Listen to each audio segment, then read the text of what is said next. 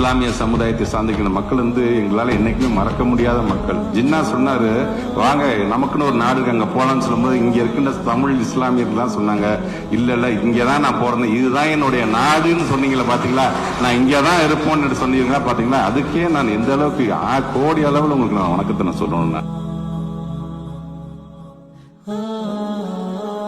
34 தொகுதிகளுக்கும் நான் என்னுடைய ஆய்வு பணியை நேரடியாக சென்று நடத்தியவன். ஆக அந்த வகையில் ஒரு உருது பள்ளிக்கு சென்று அங்கே இருக்கின்ற உருது ஆசிரியர்கள், அங்கே இருக்கின்ற உருது பேசுகின்ற மாணவர் சென்றமோடு கலந்துரையாடிவிட்டு அங்கே என்னுடைய பெயரை நான் எழுதினேன். அது கூட அந்த நேரத்தில் பெரிய சர்ச்சையா பேசினாங்க. நீ என்ன சர்ச்சை பண்ணாலும் சரி, மக்களுக்கு நாங்க நிக்காம யார் நிப்பா என்று அந்த பிளாக் போர்ட்ல நான் என் பேரை எழுதினேன். நான் அன்பில் அப்படின்னு உருது மொழியில் நான் எழுதினேன்.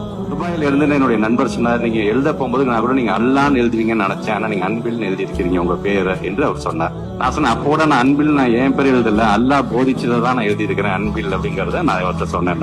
கண்ணியமிகு இஸ்லாமிய சமுதாயமாக இருந்தாலும் சரி, அது கிறிஸ்தவ சமுதாயம், நம்ம எல்லாம் ஒரு அண்ணன் தம்பி உறவோடு இருக்கிறோம் என்று சொன்னா நம்ம இணைத்து இதை காட்டுற ஒரு மிகப்பெரிய வேற சிறப்பு வேற பெருமை என்ன இருக்கு நமக்கு. ஆப்பி தமாம் ஃபர்மாயிசி புரிஹோ கி சுக்ரியா.